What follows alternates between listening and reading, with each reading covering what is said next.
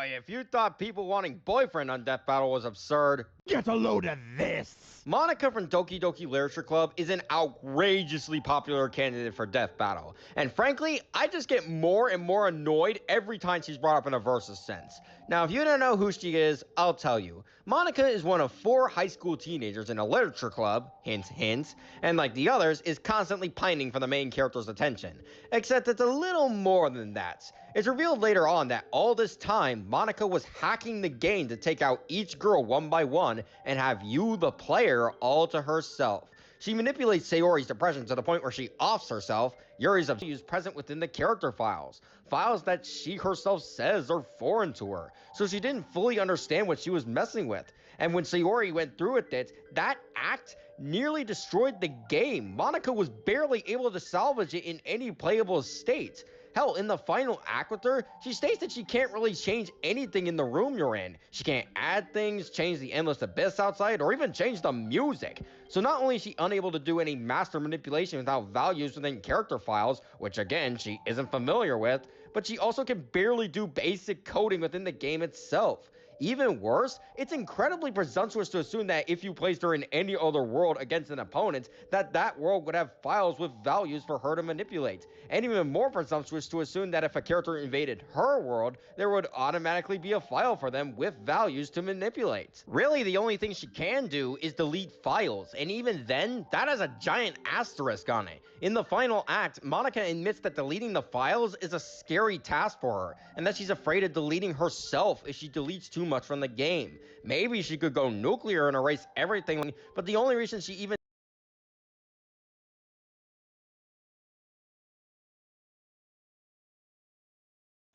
Okay, I wanna talk about that. That is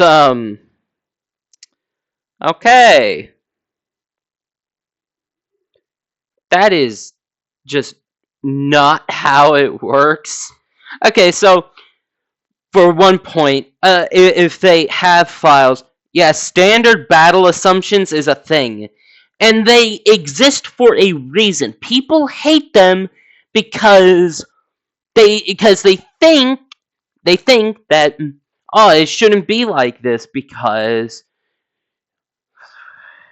you're just trying to get your favorite character to do something. No, no, no, no, no. They have to exist. Think about it like this.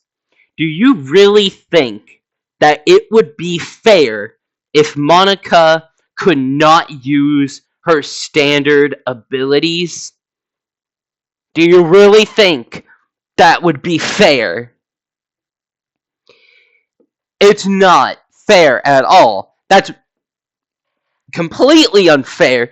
So we have standard battle assumptions,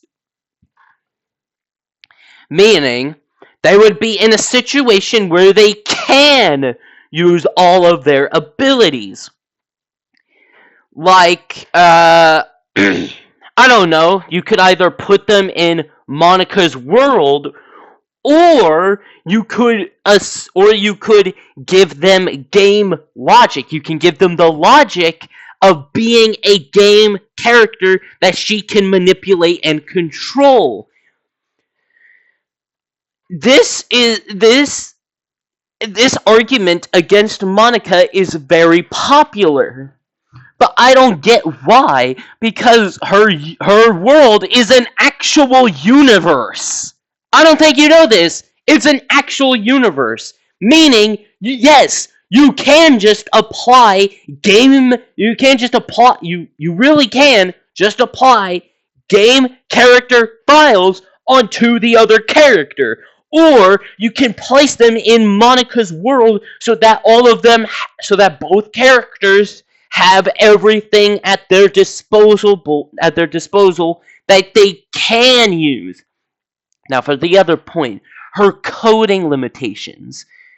This is also a pretty popular debunk for Monika, but she literally fixes it. When Sayori was deleted, the game almost destroyed itself because those are main characters. Yuri, Natsuki, Sayori and Monika are main characters in the sense of the game, meaning they are characters that are needed for the game to run, to be a thing. And Monika fixes it. We know this because the next time she deletes a character, Yuri Natsuki, the game doesn't break itself. Sure, she can't change the music or anything like that, but you just proved why she can't. She's not a coding expert. She knows but she can fix stuff in coding. Meaning, while she doesn't know everything about coding, she can do stuff that could give her combat applicability. And since she already fixed that problem, she doesn't have that problem anymore. She can just use them. She can just delete the character if she wants. She doesn't have the problem. She doesn't have that limitation. Her only limitation is that she can't change music, or change the background, or change the room. Those are her only limitations in terms of coding. Those are not limitations. Let's bring up Monika power scaling.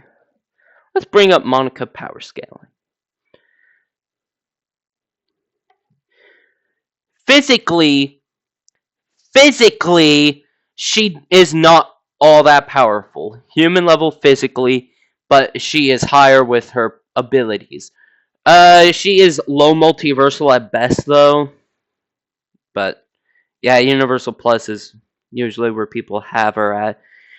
Non-existent physiology only appears after she, dies.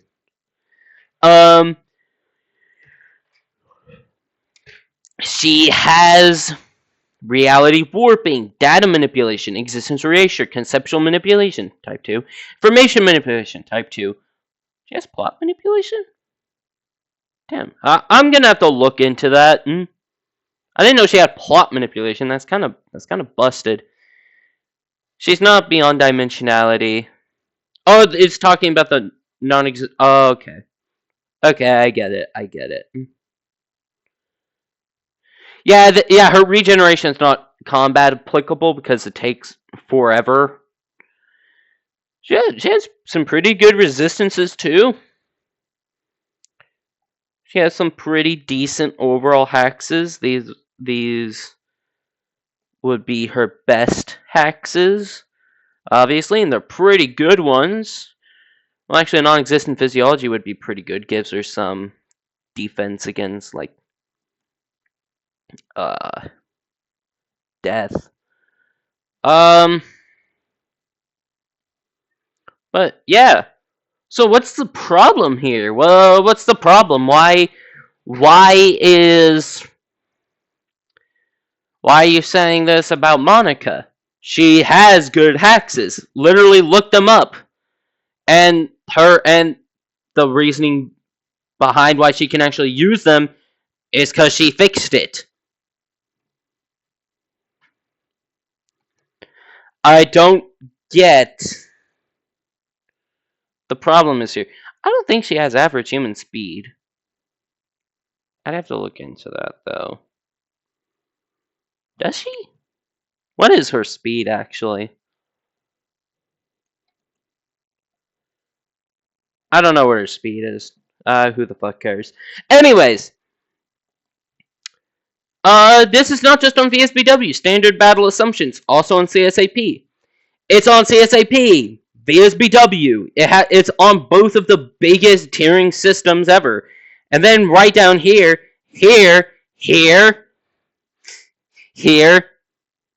then boom, all of these. You have so many sources for this thing, and it's required for all characters to be able to fight against another character. It would just be completely unfair if, say, Monika versus Gojo. Monika gets nothing and Gojo gets all of his stuff. Meanwhile, her conceptual destruction is a standard ability that she has. It's a standard ability. Why wouldn't she be given it? And on top of this, why wouldn't standard battle assumptions work? Please bring me one piece of explanation that can tell me why it would not work in power scaling, other than, oh, it's just there to make your favorite character be strong. When that's not the point of it. The point of it is so that every character can have all of their standard abilities. And then now time for the next thing, which is going to be way shorter. He also talks about the FNAF animatronics, saying they're limited in combat potential. So, I'm guessing you haven't read the FNAF novels.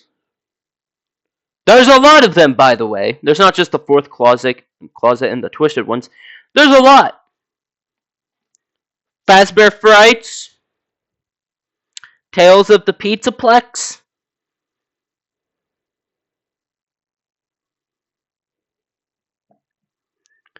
There's quite a lot of novels here. And guess what? They give combat stuff to each of the characters. Oh, and here's something even better for you. Here's something even better. Let me bring it up.